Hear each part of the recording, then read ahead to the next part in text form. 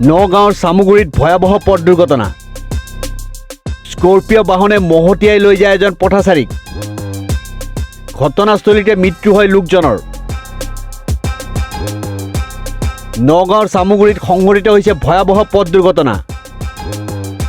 এখন দ্ৰুতবেগী স্কৰ্পিঅ' বাহনে নিয়ন্ত্ৰণ হেৰুৱাই ডিভাইডাৰত খুন্দিয়াই মহতিয়াই নিলে এজন পথচাৰীক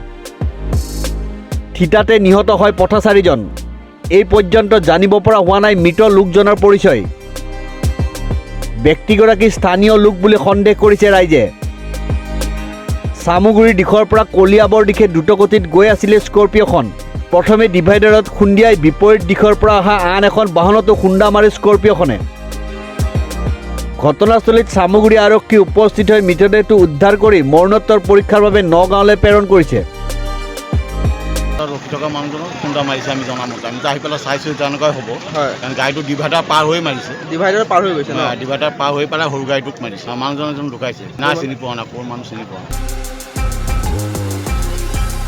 নিউজ ডেস্ক ৰিপৰ্ট নিউজ 13